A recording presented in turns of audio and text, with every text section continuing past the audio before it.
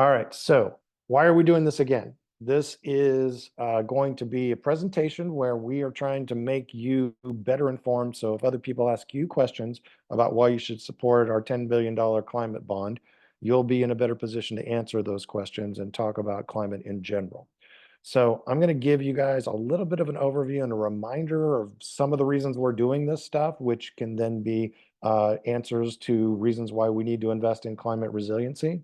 And we're going to have several representatives from our committees also doing a little mini presentation themselves, where they will talk about, how this affects the water committee, their issues they're specifically focused on, or things along those other lines. And I believe we're going to have several of those this evening. In fact, I'm going to give you the overview to start, but then we're going to have Cindy give you a presentation from the Food Committee. Andy is going to give us a presentation from the Water Committee, and Andrew is going to give us from the Legislative and Policy Committee. And then last but certainly not least, David and Paula are going to give us a presentation from the Biodiversity Committee. So here's some highlights, why we're doing Prop 4. Prop 4's focus essentially is to, and one of the main arguments about it is that as climate becomes more and more erratic, as we have climate change, we're seeing an increase of disasters. And I think no one could reasonably argue that that's not happening and that's not what we're seeing. And the focus on this is by taking money and investing it in resiliency now, we actually can save a great deal of money in the long haul, because it is always more expensive to put the community back together after it's been, devastated than it would be to put in measures to make a community safer from climate affected, catastrophes or elements that we might face. And we can do that by uh, mitigating the impact of wildfires and reducing them from reaching certain areas where we have population centers or other areas of conservation. We can do this by doing the same thing with respect to flood preparation. We also want to make sure that our water is safe and our drinking water supplies are secure. A lot of times what happens during, some kind of major climate event is that the water supplies become contaminated. And then you face a situation where millions of people, not millions usually, but could be theoretically millions if it was LA County or something, where many, many people don't have safe, reliable drinking water. And then you're facing tremendous costs, not to mention the plastic coefficient of people bringing in bottled water from far away. If we can make our water supplies safer, that's a big part of this. Also protecting some of our preserved areas, our forests, our mountains, our rivers, the things we're setting aside with 3030. We want to make sure that those are safer and more resilient to climate related events. And also as an environmental justice issue, to make sure that everyone has access to clean and healthy water and is getting an investment in protecting their communities. Who opposes Prop 4? And I think it's only fair to, acknowledge that there are people who don't agree with this and are going to vote against it. There aren't a lot who are on record, though, to be perfectly honest. And those who are tend to fall into these three categories or support these three groups. There's the Howard Jarvis Taxpayers Association. I feel like this group, I don't think I'm being unreasonable by saying this group opposes every tax, every bond measure, every time there is any money being spent.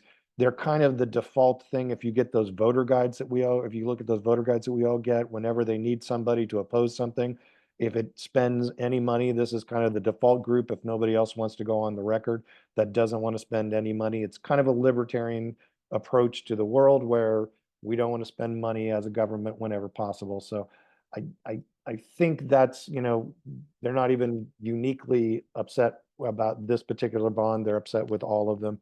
And so that's kind of a group in that respect that's going to oppose anything that spends money. Secondarily, we do have some prominent Republicans in the state, including California Senate Minority Leader Brian Jones, who has taken a position rather strongly. His argument is that while he doesn't support all the things in the climate bond, he is in favor of some of them in principle.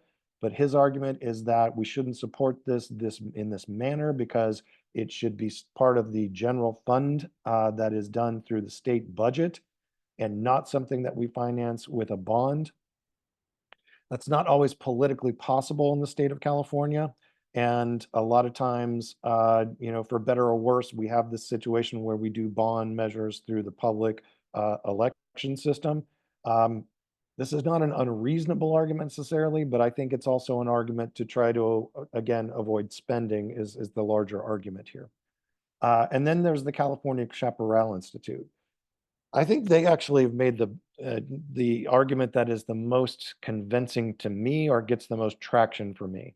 This is an organization that includes a lot of ecologists, a lot of environmentalists, but a small amount relative to those who favor the climate bond. To put this in perspective, the California Chaparral Institute is the only NGO that is an environmental organization that I know of who is opposing the climate bond. I have friends who are involved with this organization, and I do respect their work. I just don't reach the same conclusion they do. Their argument largely is that CAL FIRE, which does a lot of the brush clearance on state-owned and federal-owned lands in the state of California, that they're using an outdated technique of brush clearance that destroys a lot of native plants and a lot of native habitats by producing these gaps between the area they're wanting to preserve and another area, essentially fire breaks that are large, kind of defoliated zones. And that is a potential problem of some of the money, a percentage of the money that is part of the climate zone. Most of the fire mitigation funding that is part of the climate bond will be going to like upgrade firefighting equipment and like emergency evacuation centers and things along those lines, large big ticket items like capital improvements. But there is a small percentage that could go toward brush clearance, not necessarily small in terms of dollars, but a small relative to the entire climate bond. And because of that, the California Chaparral Institute is urging people to vote no. Most environmental groups, and I will say there are over 160 that have signed the Yes on Prop 4 effort. If you go search for Yes on Prop 4, we are on that list as well. Over 160 environmental groups have decided that there's so much going on here that's really important to climate resiliency, really important to climate work, that we can't take one isolated element and use it as a reason not to support the bond. More importantly, all of these individual items of funding are still going to be part of a transparency process in terms of grants being issued for in particular mechanisms within the climate bond. And so it's really important that we understand as advocates for climate, we have to make ourselves available to follow where this $10 billion goes and to be heavily involved in making sure that when the money is spent, it's spent well and spent on the right things. And I can tell you, I'm a wildfire defense certified landscaper, and I have taught wildfire defense. So it is something that I'm heavily involved in. And I don't agree with the way LA Fire Department right now has their own prescriptions for brush clearance. We're trying to get that updated to be current thinking and current science, where we're supporting native trees that catch fire embers and different plants that are good for that, and not just doing this kind of outdated cut a big swath and use a fire break. That's not the best science, the current thinking on these things. And so if CAL FIRE tries to take that approach and they're going to try to request certain funds for this, we need to be involved in challenging that. And so that's why, whereas I appreciate the work of the California Chaparral Institute, I don't draw the same conclusion. And I want you to be prepared that this argument and the few people who are supporting it do have the majority of environmentalists on the other side of the equation who feel that we can address this problem as it comes up. Now I'm going to throw at you a few slides, including a few that actually come from the climate reality presentation. So just to remind you why we do these things, I'll burn through these pretty quickly because most of you have seen them. Some of them are from the current year, so you may have not have seen those if you did your training a long time ago. But why do we do these things? Why are we addressing this in terms of a climate bond? We need to remember this is an extinction and biodiversity crisis, and we are at risk of losing half the species that we have by the end of this century. Also, some other slides. These are not necessarily from the Climate Reality Project, but things that I do in presentations when I talk about biodiversity and I talk about different reasons we do the things we do. We have a really privileged and important place on this planet. There are only 5 Mediterranean climates on the planet, Mediterranean style or California style climates on the planet. Ours is the only one in North America. And these are extremely important biodiversity hotspots. Only 5 of these Mediterranean style biodiversity hotspots on the planet. These represent like 2 to 3% of the land mass, but like 27%, 28% of the biodiversity species evolution on the planet. That's extremely important when you think about that in terms of how it outperforms its space. And there's a map of California. And a great deal of this money that we're talking about in the climate bond is going to be spent protecting these areas, this California floristic province, which is so crucial to survival of life on the planet, really. And one more slide, one more of these type slides. If you see that bright blue area over on the coast where you are, that is the most important biodiversity area in the entire United States. And yeah, I know we don't have Hawaii and we don't have Alaska on this particular map, but it's not bright blue in those areas either. If you look at the right in the middle of the country where I was raised on a farm in Kansas, you can see it's all white. Now that doesn't mean there aren't any native species there. There aren't any species that are important there. It just means that they aren't endemic to a tiny little area. Where you're sitting in Los Angeles, assuming you're there right now, you are in an area where we have over 280 species that don't exist anywhere else, or plant species that don't exist anywhere else, only within that 50-mile radius. We have so much dense biodiversity that's unique just to these areas. We really need to focus on that. And our climate bond is not a national program, it's a California initiative to focus on resiliency to protect this extremely important heritage that we have in California.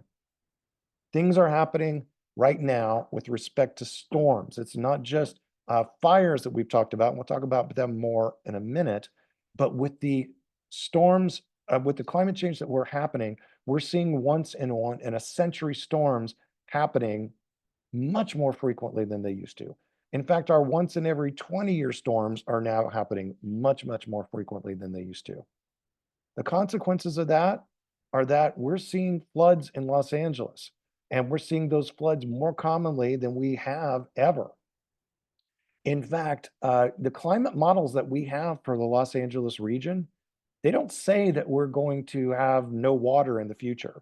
We're going to have the same amount of water that we have now, but those storms are going to come in fewer, more extreme events. And I'm sure Andy is going to talk about this more when he talks about the water part of it from the perspective from the Water Committee. But it's extremely important that we understand that climate change is making it so we have more extreme situations. And that is why a climate bond that spends money to build resiliency into our natural systems and into our public systems is extremely important. In fact, here's back going back to the slideshow from National. We just this year had 562 mudslides in Los Angeles County. That's mind-boggling, isn't it? When you think about it. And we hear about these new terms like atmospheric river, or bomb cyclone, and El Nino, which we're hearing more and more. And all of these are being driven by what's happening with climate. Here's a slide for Los Angeles County, and we get 15 inches of rain on average in LA, which is something you might have heard before. But even already here, that's not what we get in Los Angeles. We are prone to some of the greatest fluctuation in precipitation of anywhere on the planet. This goes back to 1877, and I think this is actually a rain station that's on the campus of USC. But you can see it's only just a handful of years where we've actually been close within an inch or two of that 15-inch average that we get in Los Angeles. So we already have a situation where rainfall fluctuates here much, much more than most regions on the planet. That farm I mentioned where I was raised in Kansas, if that rainfall fluctuates by 3 or 4 inches more off the average in a given year, the farmers are all freaking out because they're counting on an absolute steady climate from year to year to year. Well, in California, and especially in Southern California, it's already quite radical, and that's only going to get worse as we go forward with climate change. Another important reason we have to think about stuff is that the water moves faster here than anywhere in North America. And I'm not saying there aren't rivers that have rapids or anything like that, but in general, because we have such a steep terrain where we have water hitting 10,000 feet in our mountains, and then we have sea level that's only 40 miles away, the water doesn't have a great opportunity in terms of time to be soaked into our natural systems. And so when we have floods, they can be much more rapid and much more radical here than really in any major city in the country because we have that situation. You guys have seen this probably from the national, but we know we have the hottest years have been quite recent, and the last 9 have been the hottest, and in fact, 2023 was the hottest on record. Guess what? 2024 is on track to break it. So heat is a major factor. And as we get heat, we get more drought. And remember, same amount of rain, but in fewer, more extreme events. And so that means because of this seasonal drought that we get, in my lifetime, the fire season in California has gone from just a 3-month thing to a year-round thing. And so the time for us to take action to be prepared for wildfires is now, because it's more important than ever in what's happening in California that we build resiliency into what we're doing. And here's some slides. Some of our biggest fires now are happening in the winter. This is a January fire. We used to never get fires in January. That's the wet season. And the last couple of years, 23 and 24, wet season, we got more rain than we have in the years prior. But that doesn't mean we weren't getting, a lot of consequences in terms of wildfires in the winter prior to that. And as we go forward, we will see that when we have these spells where we don't get any rain, we get more fires. And in fact, as we get global warming, we get more lightning strikes, and that can actually lead to more fires as well. One cool thing about our native plants that they've evolved, the California native plants in this floristic province, they've evolved in a system where we have this kind of fluctuation in rain. And that means our native plants, unlike we can bring desert plants from other parts of the world, they don't do it because they can get by without much water. But you know what our native plants do really well? They resist fires when they come in. And our native plants also are really good at soaking up a lot of water when we have floods. It's really something that plants from other parts in the world don't do. We have the DNA built in our plants here to really be resilient for this kind of fluctuation and extremism. And we need to be prepared for the situations that are coming by protecting our native plants and protecting our open and wild spaces. And again, that's another element of what's happening in the climate bond. At the end of the day, I throw this one in. This one is from National. I just think it's kind of hilarious. This is actually from Southern Washington. It's not from California, but you get the idea here. And that's artificial turf these dudes are playing on actually in the putting green here. We need people to care about this, which is why we are caring about it and supporting the climate bond. Specific things for Los Angeles that are in the climate bond. 211 million is going to go to organizations just in Los Angeles, including the Santa Monica Mountains Conservancy, Baldwin Hills and Urban Watersheds Conservancy, and then other smaller groups where climate resilience, wildfire resilience, and urban conservation projects are evaluated and funded individually as part of that 211 million. 80 million will go to LA River revitalization and parkway connectivity. So this is part of this is to make our river more flood proof. About a century ago, we had tremendous floods in Los Angeles, and that's when they decided to turn the LA River and the Ballot Creek watersheds into concrete channels. And you've probably heard about that, and we're spending a lot of money to try to protect that because right now we're wasting a huge amount of water with that. It's pretty good at diverting some of the floods, but it's terrible in terms of capturing that fresh water when it does come. And it's also kind of a biodiversity nightmare for reasons that I won't go into great detail on right now. But some of the funding here will actually go to help with this revitalization. And another 22 million will go for Biona wetlands, which is a great place to capture flood, a great place to absorb water and put it back into our groundwater. We'll also receive funding from efforts that are from multiple efforts within the 10 billion. So the reduction of wildfire areas near our communities, near Los Angeles, and wildfire suppression that will happen, that can happen in a whole host of ways, and coastal resilience, in which we mitigate the effects of sea level rise. We've all seen things happen along those lines. 870 million will go to restore biodiversity and protect biodiversity in some really cool ways. Those will be per project. And I know the people who are already involved in trying to put together proposals for this. That should be extremely cool. And then 450 million is to make sure that um, communities that are underserved are going to be taken care of, and they're going to be prioritized for heat impact from different things that can happen in terms of extreme heat events, by having cooling centers and emergency shelters for people, and also urban green infrastructure. That means one of the things we're going to try to do in Los Angeles is we're going to try to put a native large canopy shade tree at every single bus and train stop in Los Angeles. And this particular funding might be how we are able to get to that. That's something I'm going to be directly involved with. There will also be funds that will be coming from State Water Resources Control Board. Some of our committees will probably talk about this stuff, so I don't want to go into too much information here. But we have vulnerable populations that are going to be served through outdoor park and open spaces, green spaces in cities. $135 million will go to grants to help leverage federal funds. So like the IRA and things like that, those funds that exist out there, sometimes these things require matching funds and other federal programs. This is a way to address that. A couple other things, state parks, the river delta further up in the state water project, and you know, some other things to make state parks have sea level rise adaptation strategies. Okay, I'm now going to throw it over to Cindy from the Food Committee, and she's going to give you a presentation that is focused on things that the Food Committee is interested in the climate bond.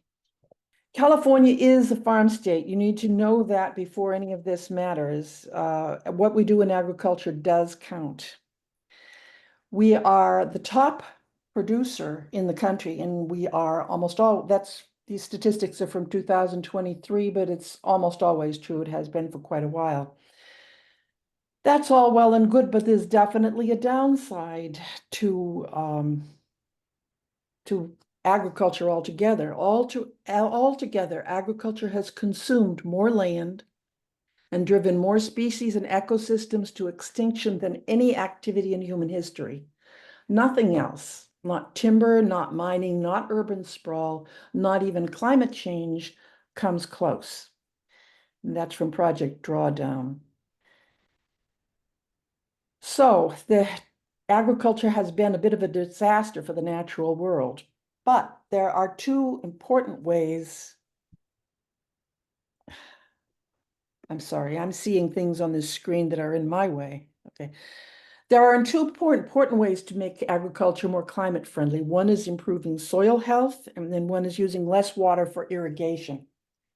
There happen to be state programs for each of these issues, and Prop 4 will give money to both of them. All right, so now I'm going to throw it to, how about Andy with the Water Committee? All you need to know is I'm going to talk about Prop 4 and the water components. I was reviewing this, and I actually hate the name of it because safe drinking water is in the title.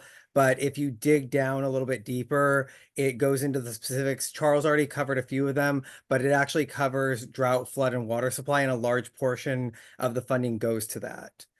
Proposition 4 itself funds critical drought mitigation, flood mitigation, water supply, and clean water. Those are key initiatives and things that it focuses on. It minimally secures, in my opinion, at least $7.65 billion for water security. That's the overarching title or category that I like to use for how we achieve just sustainable water for the state itself. There's an emphasis on mitigation, on conservation, on restoration, on water infrastructure and agriculture. So that's one of the reasons that Cindy is so happy about it, and I don't blame her. Background for why this is so important. Charles already touched on this, but California regularly experiences extreme drought and flooding. Sometimes we have it simultaneously, which to me is oxymoronic, but that's just the way that California operates. And climate change itself exacerbates the severity of both drought and flooding. And again, it's just a guess at this point. We don't know by how much. It could be by 8%. It could be 25% more severe. But what we know, and sorry, I need to give credit to Andrew. I riffed off his presentation, so this is all based on his style. We know that it's going to be billions of dollars in home damage, infrastructure damage, and even loss of crops, or it's even going to be, Cindy will probably get to this, but drought obviously means that we can't produce crops, which means a loss of income there. And then flooding also destroys crops. So we're losing crops regardless. And it's a major source of income for California itself. And it's how the world feeds itself, not just the state, not just the nation. And I apologize, I have a toolbar to deal with. And so what you can see here as well is that climate change exacerbates the severity of everything. Sorry, let me move this.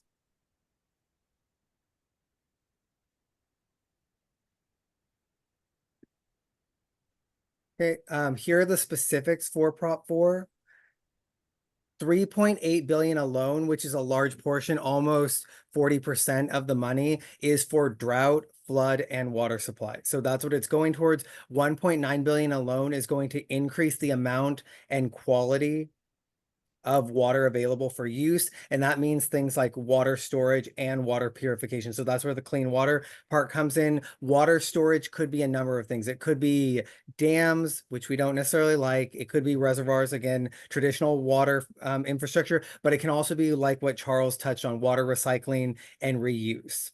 Okay. Also 1.1 billion to reduce flood risks. So again, that's doing things like dam repair, but it's also going further and doing things like stormwater capture and reuse. So that's key to taking out concrete and making sure that we're not just channeling water and throwing it into the ocean, undiluted, unpurified. Which sometimes happens, means that we're actually taking it, purifying it, storing it into the groundwater. And then again, there's 0.8 billion for various purposes. And so again, I say various purposes because one of the examples is waterway restoration, which is again going to be critical to storing more water and just establishing water security and flood mitigation, all that kind of stuff. There's also going to be 1.2 billion of it for land conservation and habitat restoration. That again increases the ability to store water and retain water. Ideally, to Charles's point, it's going to go to native landscaping, which stores water better. Money can be used to purchase land to set aside and reserve. Again, conserved and restored land increases natural retention and water purification. Like I mentioned earlier, undeveloped land mitigates drought and potential floods because it absorbs both flood waters and stores water. So again, making droughts less severe and reducing the damage that flood causes and just the impact of floods overall. There's also going to be, this is key, and I'm going to explain why, 850 million of the 10 billion for energy infrastructure, 475 for coastal wind turbines, 325 million for electricity infrastructure, and 50 million for building large batteries or storage. Why is this important? Does it have anything to do with water? Yes, because renewable energy versus traditional energy and increased energy storage,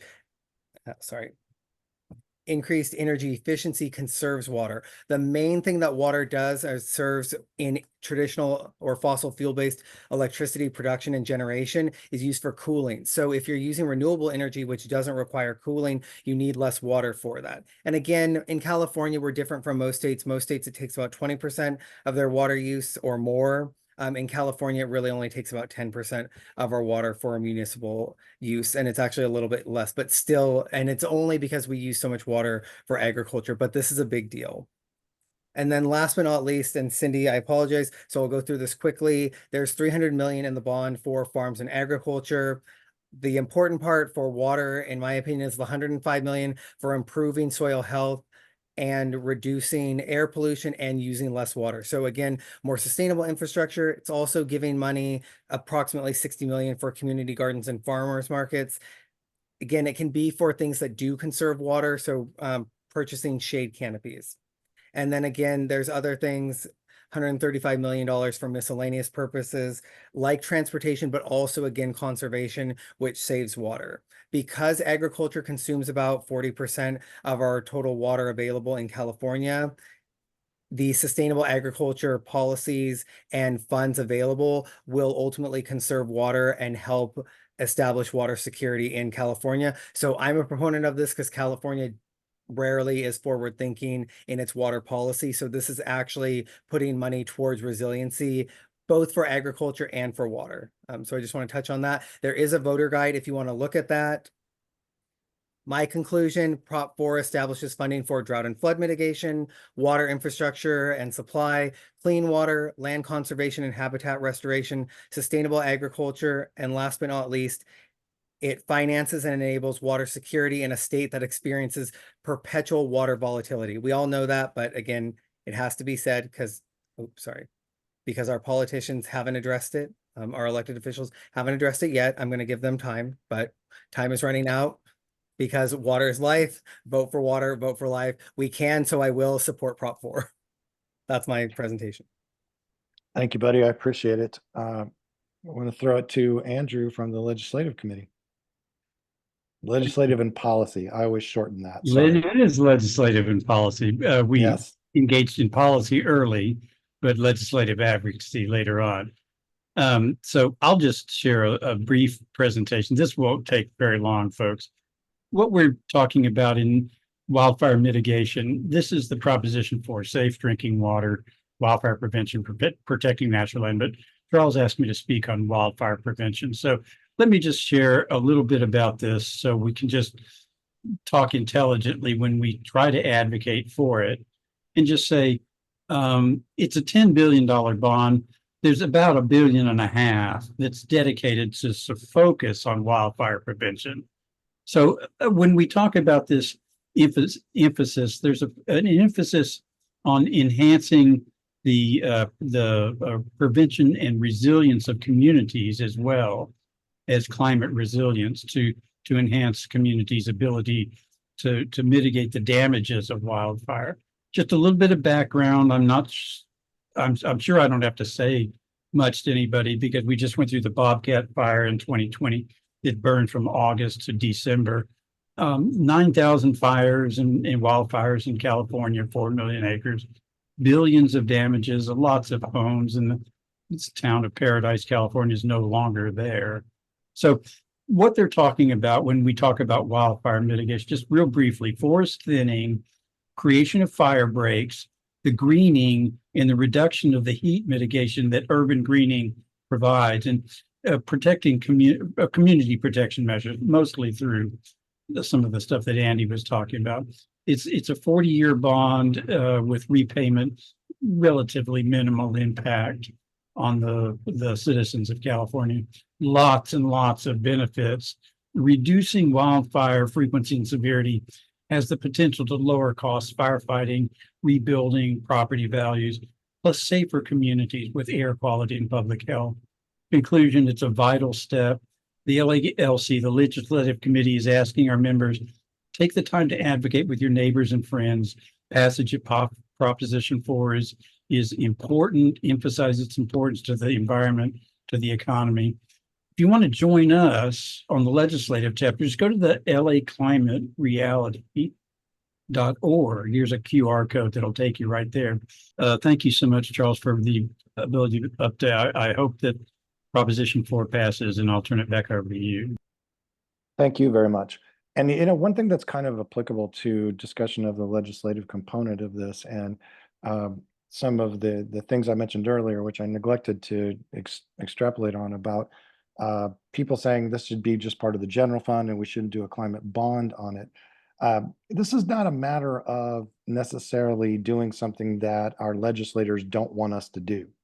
In fact, as Andy pointed out, this a lot of the elements here started in our state assembly, in our state senate. And in fact, I have spoken to several of our representatives, and I'm on the climate advisory committee for Assembly Member Zaverd, for starters, and he gave me kind of an insider's perspective on this. And I think the idea was this is a way we could address a lot of these climate issues that we wouldn't be able to accomplish in the legislative process because it gets too bogged down for a lot of these smaller things that allow people to go through a grant process that then gets vetted in its own right. And so there's transparency on it and there's auditing on it. That's part of it, as opposed to a legislative measure, which tends to do just one kind of specific thing that has to get completely vetted by politicians who often don't know the specifics of what needs to be vetted for the process. And by putting it in a bond issue like this, that's a larger thing, and then having administrative functionaries who are determining how and where the grant money gets used, it actually does allow for another level of vetting and transparency in terms of the way the government functions. So it's not something that we're doing like a workaround of the existing legislature in order to support this. It's something that a lot of climate advocates think is the best way to go about this. All right, so now I'm going to throw to the Biodiversity Committee. I know we have David's going to do a brief discussion here of a few elements for us. And I'm going to throw it now to you, David. Most of what I would say about the biodiversity in the climate bond has been spoken of. Hundreds of organizations have endorsed it. Charles has already brought up two of the criticisms. One was from the Chaparral Institute. I know the Chaparral Institute. It's a small organization. They have some very, very innovative, cutting edge ideas about how chaparral should be managed. And guess what? In the climate bond, there was the conventional view of how chaparral should be managed. Okay. And I went to a similar thing on Wednesday with a brilliant forest ecologist named Chad Hansen. Some of you may know Chad Hansen. And again, he has these brilliant cutting edge ideas about how we should manage our forests. And of course, they weren't in the climate bond, so Chad was against the climate bond, but it's a similar thing. And when I first heard about the climate bond, it was in Sierra Club, California's Energy and Climate Committee. And people said, well, who's arguing against it? Well, you've heard the arguments against it already. And in the Energy and Climate Committee, we voted unanimously to support the climate bond. And we said, yes, there are concerns about fire, fuel management and managing some forest ecosystems and some chaparral ecosystems. And then people in the committee said, but these are things we can address later. These are things we have control of. So we need to pass the climate bond and get the money. It's not like we're going to give $10 billion to CAL FIRE and say, do whatever you want, guys. Just buy a bunch of new chainsaws, cut down whatever you want and call it thinning. No, we're not going to do that. So I just want to argue strongly for the climate bond. And that's it. Thank you, David, very much. And I think it's also important to point out that you are a former forestry professional. This is not something that you come out without experience. Yeah, that was my first career. That's where my main degrees are, in forestry or forest resource science. So yeah, I've been at this since the early 70s. Thank you, David. Let's move back to Cindy. Cindy, would you want to give it another shot at completing? Yeah, I'm not going to try to go through the whole thing or share my screen again. Okay. Most of what basically, agriculture is devastating. This proposition would give small amounts of money hither and there in the agriculture community that would help in small ways, which is very nice. Improve the health of soil, make farms more efficient in their water use. There's a small collection of allotments for boosting small food systems, urban food systems, tribal food systems. All of that is good, but not monumental because we're talking about small amounts of money. However, that's 300 million, which is 3% of the total. 300 million goes specifically to agriculture, but there's 200 million. That's a chunk of something that Andy mentioned that I just find really exciting. So I thought I'd tell you about the exciting part and forget the rest of it. The exciting part is everything else is for agriculture in the agriculture section. This is about agriculture, not for it. It's about retiring agricultural land. And to me, that's a big step. I mean, years ago, it occurred to me that it would be just grand if we farmed a whole lot less. We make a big deal out of almonds and almonds using a lot of water and how terrible it is that we use so much water on almonds. Farmers say no farms, no food, but if it's almonds, do we really need that? Most almonds are exported and they go to China for snacks and Europe to make candy. I mean, who's gonna starve if they don't get their almond joy? Anyway, or their marzipan Easter things. I think retiring farmland is a great idea, but it's really a hard sell. It has been a hard sell until recently because of SIGMA. SIGMA is the Sustainable Groundwater Management Act. It was passed in 2014.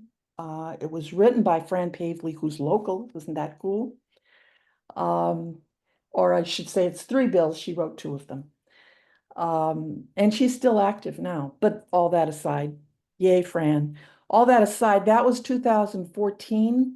SIGMA's been slow getting started up. Basically what it does is it establishes areas around a groundwater basin and requires that a local agency be set up to manage that water with local input. It's, it's your water, you manage it, but you have to meet state standards for how well you do. We don't want those aquifers dropping.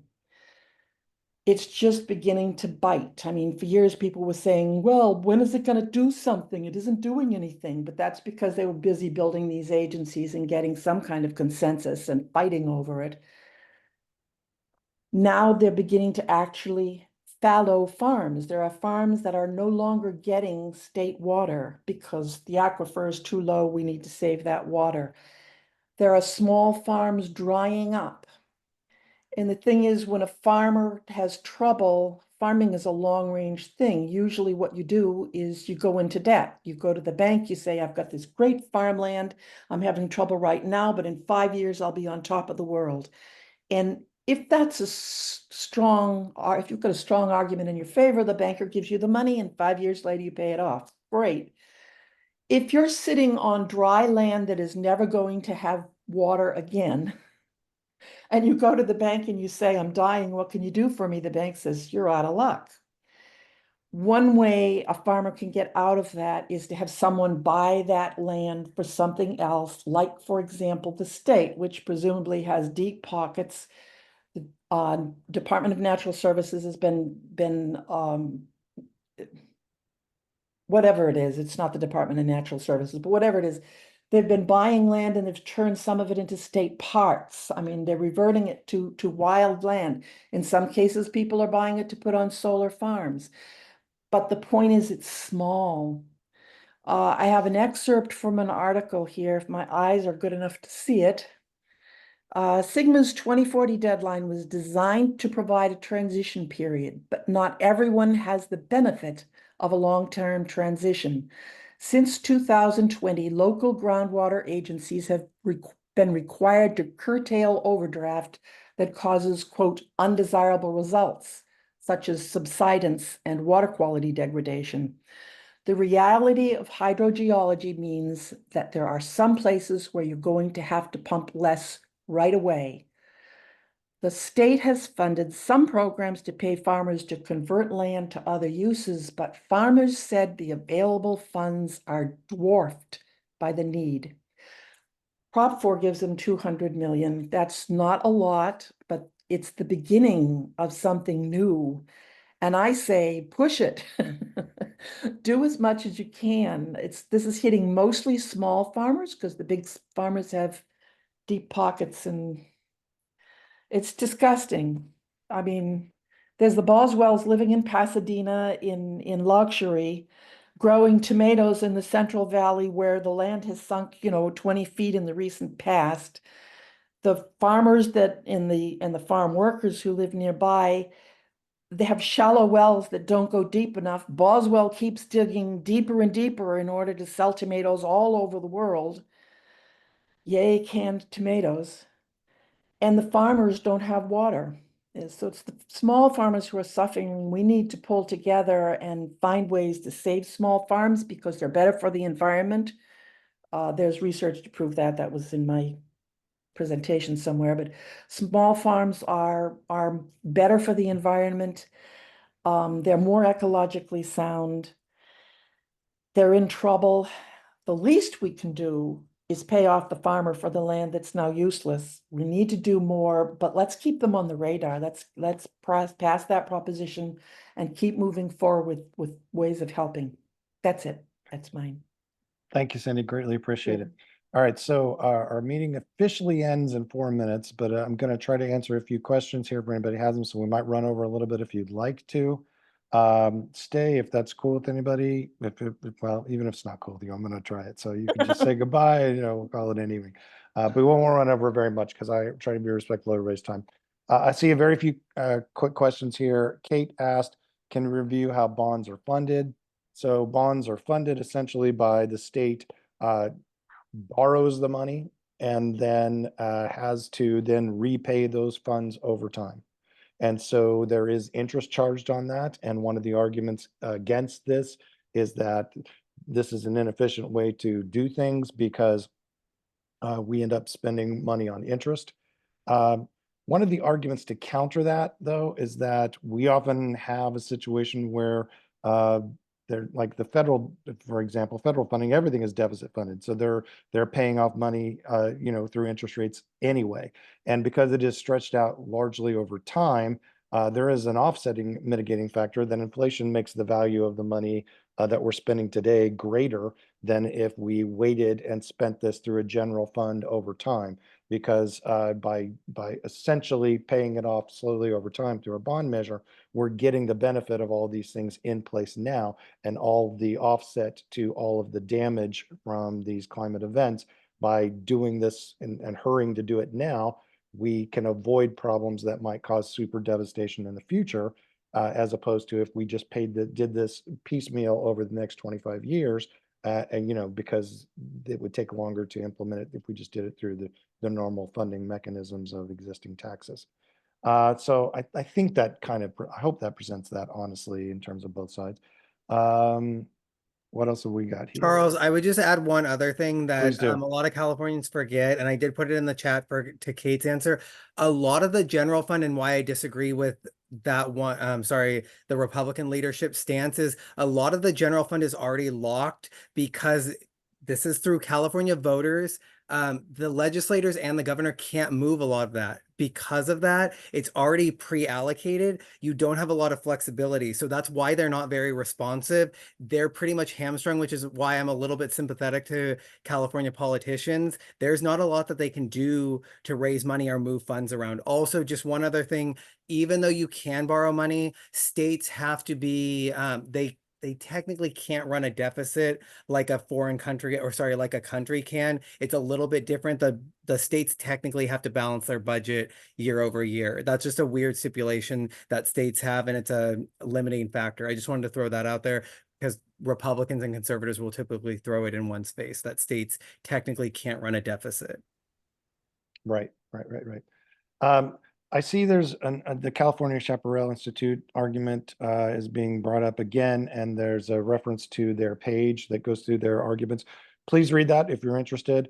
Most of the California Chaparral Institute's argument, though, is against CAL FIRE and CAL FIRE's practices. It is not against the funding of initiatives to accomplish these things. And the money doesn't necessarily get to be spent how CAL FIRE wants to do it. A lot of the stuff is going to be spent by grants and things that are allocated and vetted individually. I can tell you that whereas I don't agree with some of the choices that CAL FIRE makes, it doesn't mean that we don't have an opportunity as advocates to continue to be involved in arguing against them. And I can also tell you that it's the presumption of most of the politicians who put this in the measure that most of that money for fire mitigation is going toward capital improvement, big ticket purchases, not toward that fire break kind of vegetative clearance stuff that I think a lot of ecologists, including myself, are not in favor of the way that's been done necessarily in the past, and that there are some better choices out there. Next question that I am going to try to go to really quickly. What are effective fire mitigation strategies? Jeannie, I don't have time. There are lots of ways to do that, and the science is out there. But that's a point that we have to continue to be involved as advocates to make sure that if this money is made available and these things are done, that we make sure, and other advocates, and join with other environmental groups, that 160 coalition we talked about, we need to make sure that that money is being spent in the right way. Charles, I put a PDF in the chat right here that will provide some information that will help Jeannie. So if anybody wants to read what I was reading, I put Great. just a summary of the Prop 4, and it's pages long. Jeannie, go knock yourself out. In addition to that, I'm also including the Yes on Prop 4 campaign, which you'll see that we are a signatory on that group that I mentioned, that coalition of the people supporting it. You'll see our name on there with lots of other environmental groups you may have heard of. There's also a fact sheet on there that covers a lot of individual items and breaks down how the money's being spent and what process it goes through. I'm gonna wrap it up now just because I try to be respectful of everybody's time, but I'm not gonna do it without giving you an opportunity to win something. So this is a Climate Underground 2024 ball cap, one size fits all ball cap with the adjustable strap in the back that I was given on Al Gore's farm. So this came from the ranch of the former vice president.